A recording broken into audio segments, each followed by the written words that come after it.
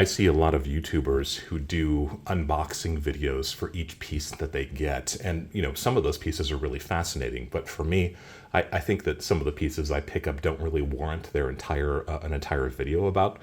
Sometimes I've done unboxings like the Venezuelan gold coin that I got from my small winning in Las Vegas over last summer. And I did an unboxing for that because I thought it was a pretty interesting piece. And when CAC sent me their new sample slab, I'm a member of CAC, they sent sample slabs to their CAC-G members, kind of announcement of the new service. I did an unboxing for that too because it kind of took me by surprise. I'd completely forgotten that they were doing that.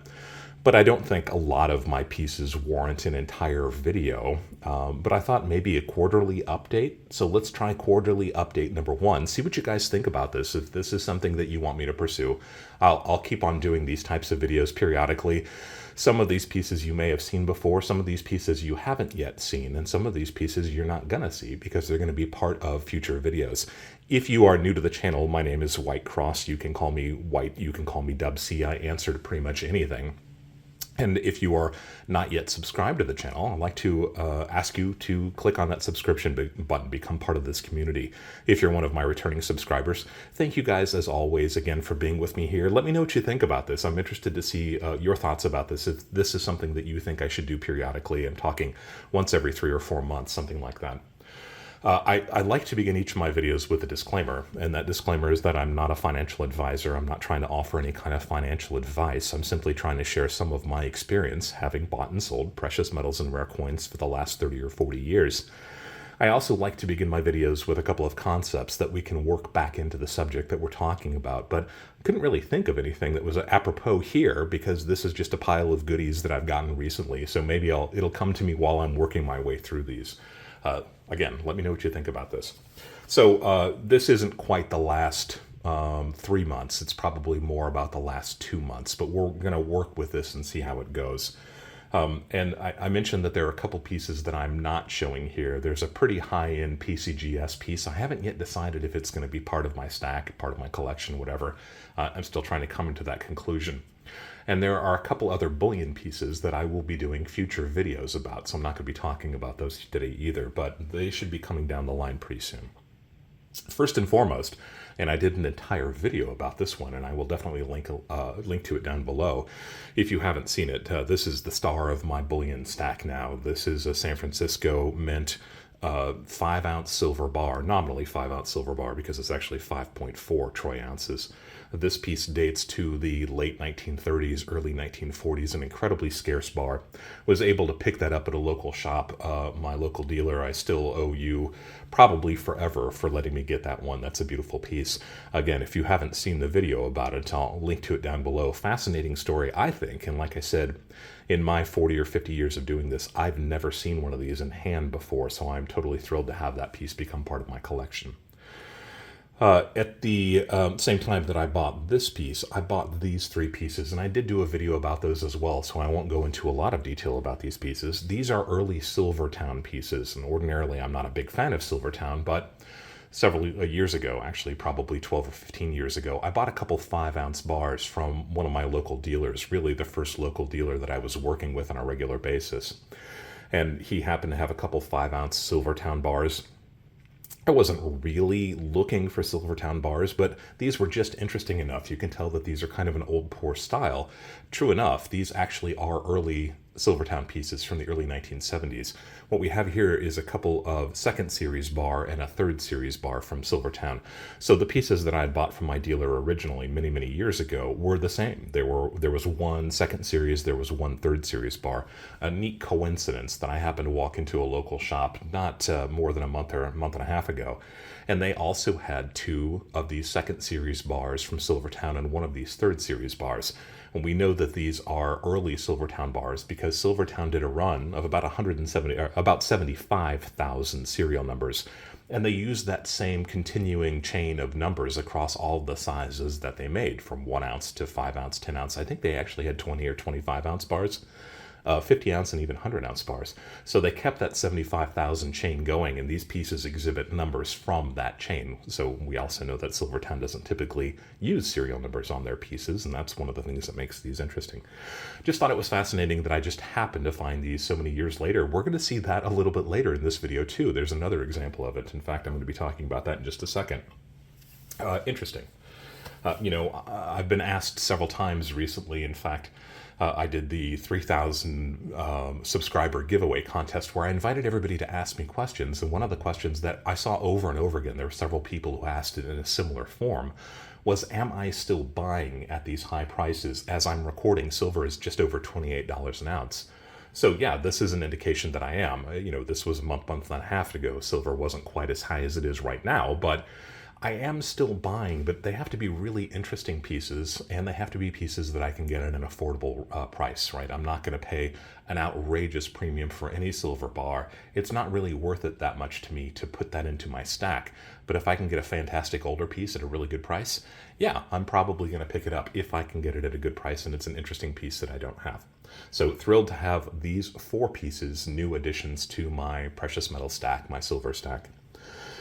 And then over here on the right, you're looking at a couple 7th Series P-prefix 10-ounce Engelhard silver bars. Now, per allengelhard.com, you guys know that I reference that site often. If you haven't bookmarked it, you probably should. This is a really fascinating website that has all sorts of interesting information about not just Engelhard silver bars, but silver bars from a lot of the kind of earlier popular refineries. You're talking from the 60s, 70s, 80s. And of course, allengelhard.com carries Engelhard. So per allengelhard.com, these 2 bars are late 1970s production. I just found that out. I had assumed that these were early 1980s, but according to All Engelhard, these are really late 1970s. That's interesting. Fun to see. I'm continuing to learn. I've talked about that ABL acronym, always be learning, and I'm trying to do that myself.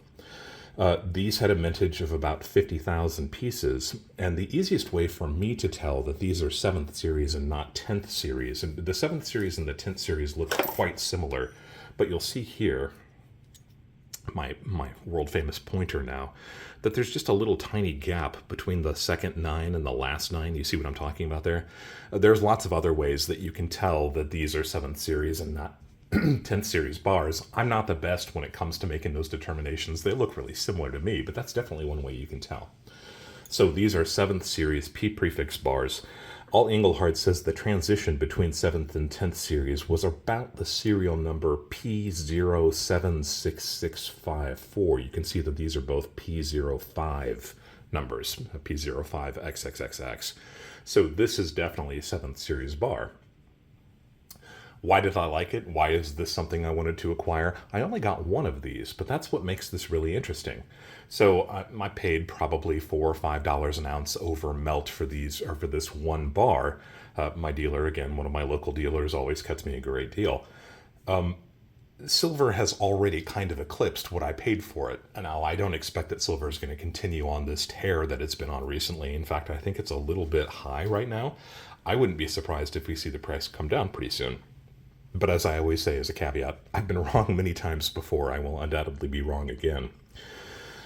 This was part of a larger deal. I mentioned one of those coins that I haven't yet decided if I'm going to keep. So this deal all wrapped up to be well over $1,000 by the time the dust settled. So that's another incentive. My dealer was giving me a great deal, but it was because I was actually putting up some money for this deal.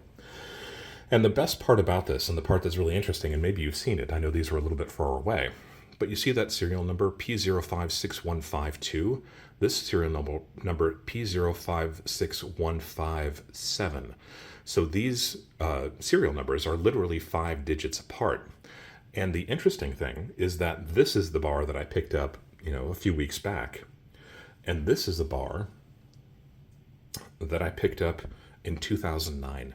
So while they were in the same city that I'm in, only being 5 digits apart, these bars made in the late 1970s and purchased, 10, 15 years apart from each other, with literally being 5 digits apart from each other on that serial number chain that Engelhard used. I thought that was really fascinating. I was going to pick this up anyway. I love these early 7th and 10th series poured or cast bars from Engelhard, so whenever I can find them, if they're in decent shape. And I have seen quite a few examples that have been buffed and polished lately. That's a personal preference. If you like your silver shiny, I'm not going to complain about it. It's really not the same thing as polishing or cleaning a collectible coin, a numismatic coin. Or is it? I talk a lot about liking original surfaces, even on my bullion, and I think that once you strip an original surface off of anything, it's no longer original anymore. And that was one of the things that compelled me to buy this piece. It wasn't just that it was a cool piece, it wasn't just that it was an early Engelhard that I got a pretty good price on, is that this has a really nice patina on it. You can't really see it that great on your screen probably, but it's kind of a darker color, almost a golden brown color. I love those cooling marks on the back also. This is just a really nice piece, and it really complements the other 7th and 10th series Engelhard bars that I have, so of course I had to pick it up. Glad to have that. You can see, even though I wasn't really in the market to be buying silver, right here in front of you, you're looking at, 40 ounces of silver, 10, 20, 30, 40. That's a fair amount of silver to buy in a quarter when I wasn't really anticipating buying any silver. But these are interesting pieces. I couldn't pass up the fact that they were only 5 digits apart. It's very possible that the individual who sold these to my local dealer was the same person that had sold this bar to my other local dealer many years ago. In any event, I thought it was an interesting thing to note. And I mentioned before that I'd picked up a couple bullion pieces that are not silver. I will be talking about those in a later video or two. Promise, that's going to come up pretty soon. Also had an opportunity to pick up some silver coins. And I'm not buying silver coins very often either. I like crowns. You guys know that I like crowns, and I like Mexican pieces also. I walked into a local shop not that long ago, and the dealer had one of these, and I didn't think I'd ever seen one of these before. Now, I've done so many videos about 20th century Mexican silver. If you haven't watched the Stacking Mexican Silver video series, I'll put a link down to that as well. But this is KM number 480. KM is the standard catalog Krauss and Mishler number. That's what World Coins have, a little KM number most of the time. Not everything does. But this is KM number 480. This is a 1972 25 peso. And this is a mintage of 2 million pieces. If you remember, if you've watched that Stacking Mexican Silver video series, I say that pay attention to those mintages, because that usually is an indication whether or not something was made for circulation, or if it was really made almost as a silver bullion vehicle. This piece with precisely 2 million pieces issued in 1972, to me that says that this is really more of a silver bullion vehicle. You were meant to probably buy these, stash them away in that safe deposit box or that cigar box under the bed, and kind of forget about them. 2 million mintage, pretty small mintage. This is a 1-year issue, I think, as well. So this is 720 fine. That's that millesimal 0.720 or 72% fine. It weighs 0.5208 of a troy ounce, so it is just over 1/2 of a troy ounce of pure silver in the form of a 72% pure silver coin. It's a pretty coin. It's an interesting coin. That's Benito Juarez on the front. And like I said, I thought I didn't have one of these. And then lo and behold, I went to put this into the sleeve of coins that I have that are kind of a little bit more interesting and unique from Mexico. And then I pulled this out right next to it. So yeah, of course, I did already have an example. I had completely forgot that I had that. It may even make an appearance in some of the other videos. You're probably laughing at me if you saw those other videos and you're like, White Cross, you've already got one of those. I'd completely forgotten. And then finally, this is a 1948 5 pesos. It comes as no surprise if you watch my other videos. This is one of my all-time favorite silver coins. It's not just one of my all-time favorite silver Mexican coins. This is really one of my all-time favorite silver coins. This is 1948. This is a 2-year series, 1947 and 1948. It is KM number 465. It's 30 grams of 90% pure silver, and I don't know if you can see it with the glare there, but it says 30 gramos lay 900, and then the dates off here to the side. This is a 2-year type. The 1947 much more scarce, 5,110,000 pieces. The 1948, like this one, 26,740,000.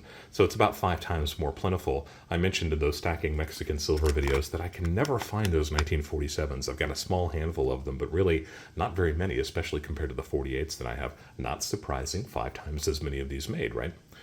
Why do I like this? I like this coin, and I try to pick these up whenever I can, whenever I see them. This piece had interesting tone on it. These pieces I have seen with kind of nice tone. I'm still not convinced that this is really good tone. I'm a little bit reluctant to take it out of the 2x2. I apologize for the glare. But you can see it's kind of a golden brown with a little bit of orange thrown in. Just interesting enough, but clearly that luster is all there. You can see those cartwheel spokes going all the way around the outside of the coin on the obverse and the reverse. Again, this is really technically the obverse, the front of the coin. So it doesn't look like it's been cleaned. It doesn't look like it's been dipped. It doesn't look like it has any issues. If I were to grade this, and I'm not an expert on these 1948 Mexican 5 pesos, I'd say this is probably a 62 or a 63. So it's uncirculated. At least I believe it is. I got a nice price on that. I pick them up whenever I can, so why not? So those are the pieces that I have really picked up kind of this season, this quarter, if you want to. Just a few of the pieces. There are some odds and ends that really aren't worth showing. I pick up pieces once in a while, and I kind of catch and release those also. I mentioned that one more expensive numismatic piece. It may make its way into a video at some point in the future. I'm just not sure yet. So there we go. What do you think? Is this worth your time? Do you want to see this kind of thing once every 3 or 4 months? If I've got really interesting pieces, of course, I'll shoot videos about them. If I've got interesting collections that I'm picking up, I'll shoot whole videos about them. But, once in a while, it's not like I really think that a 7th series Engelhard bar is worth making an entire video about. Just thought it was kind of cool. And the fact that it's so close to the one that I bought 10 years ago, 15 years ago, I thought that was kind of a neat thing too. Let me know what you think. Let me know if this is worth your time. Let me know if this is something you'd like to see me continue to do on a regular basis. If not, let me know that too, and I'll take that to heart. I just figured once in a while it's not worth doing an entire 30 or 40 minute long snooze fest over. Let's just do a quick, fast video about some of the more interesting pieces that I've picked up regularly. If you've got questions about any of these pieces, again, I'll leave links to the videos that I did about these pieces and this piece, because those definitely warranted individual videos. Check those out below if you haven't already watched those. If you've got suggestions or questions about anything that we talked about, any other series or videos that you'd like to see me make, by all means, leave that question down below. If you haven't yet subscribed, go ahead and click on that subscribe button. I guess I'm supposed to ask you to click on the notification button as well, so do that too. Share the video, share the channel with friends and family, other people that share these kinds of interests with you. I'd really appreciate that as well. And as always, thank you for allowing me to be a part of your journey as we go deeper into the world of coins and physical precious metals.